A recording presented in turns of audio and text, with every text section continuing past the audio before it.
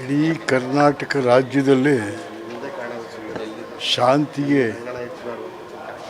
ಅವಕಾಶ ಇಲ್ಲದೆ ಶಾಂತಿಗೆ ಬರ ಬಂದು ಕೂತೈತಿ.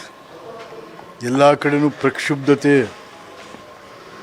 ಗಲಾಟೆಗಳು, ಕೊಲೆಗಳು, ಆತ್ಮಹತ್ಯೆಗಳು, ಜನಕ್ಕೆ ಸಮಾಧಾನವೇ ಇಲ್ಲ. ಕುಟುಂಬಗಳೇ ನಾಶ ಆಗ್ತಾ ಇದ್ದಾವೆ. ಇದಕ್ಕೆಲ್ಲ ಯಾರು ಕಾರಣ? ಜನ ಕಾರಣ ಅಲ್ಲ, ಜನ ತಂದಂಥ ಸರ್ಕಾರಗಳ ಕಾರಣ ಇದಕ್ಕೆ. ಹಾಗಾಗಿ ಇದಕ್ಕೆ ಸಿದ್ದರಾಮಯ್ಯನವರು ಮುಖ್ಯಸ್ಥರು, ಸರ್ಕಾರಕ್ಕೆ ಅವರು ಉತ್ತರ ಕೊಡಬೇಕು. ಇದಕ್ಕೆ ಸರ್ಕಾರ ಉತ್ತರ ಕೊಡಬೇಕು, ಯಾಕೆ ಹೀಗೆ ಆಗ್ತಾಯಿದೆ ಅಂತೇಳಿ.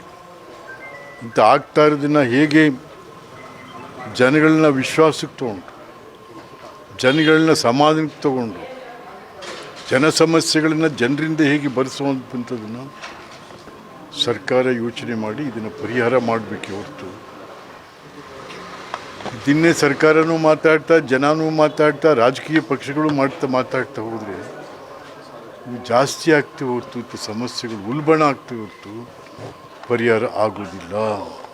ಎರಡು ಪಕ್ಷಗಳು ರಾಜಕಾರಣ ಮಾಡ್ತಾ ಇದೆ ಸರ್ ಈ ವಿಚಾರದಲ್ಲಿ. ಮೂರು ಪಕ್ಷಗಳು, ಮೂರಿಲ್ವೇನಪ್ಪ,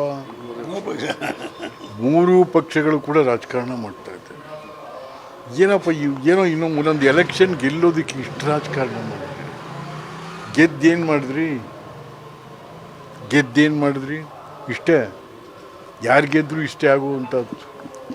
ಹಾಗಾಗಿ ಇವತ್ತು ಜನ, ಅದರಲ್ಲೂ ಯುವಕರು ಸ್ವಲ್ಪ ಸಿಡಿದೇಳಬೇಕು.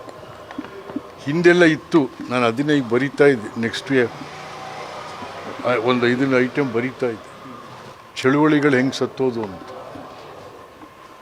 ಇವತ್ತೆಲ್ಲಿದೆ ಚಳುವಳಿನೇ ಇಲ್ವಲ್ಲ. ಚಳುವಳಿನೇ ಸತ್ತೋದ್ಮೇಲೆ ಸರ್ಕಾರಗಳ ನಡವಳಿಕೆಗೇ ಬದಲಾವಣೆ ಆಗೋಗಿದೆ. ನಮ್ಮನ್ನು ಯಾರು ಕೇಳೋರು? ನಮ್ಮನ್ನು ಯಾವನು ಕೇಳೋ ಅಂತ ಹೇಳ್ತಿದ್ದ. ಹಾಗಾಗಿ ಜನ ಇದಕ್ಕೆಲ್ಲ ಬುದ್ಧಿ ಕಲಿಸೋದಕ್ಕೆ, ಚಿಕಿತ್ಸೆ ಮಾಡೋಕ್ಕೆ ಔಷಧಿ ಜನಗಳ ಹತ್ರ ಇದೆ ಹೊರತು ರಾಜಕೀಯ ಪಕ್ಷಗಳಲ್ಲಿ ಇಲ್ಲ. ಅವೇನಿದ್ರು ಸಮಸ್ಯೆಗಳನ್ನು ಹುಟ್ಟಾಕ್ತಾ ಇದ್ದಾರೆ ಹೊರತು ಸಮಸ್ಯೆಗಳು ಹುಟ್ಟಾಕುವಂಥದ್ದನ್ನು ಅದಕ್ಕೆ ಪರಿಹಾರನ ಜನಗಳೇ ಕಂಡುಹಿಡ್ಕೋಬೇಕಾಗುತ್ತೆ.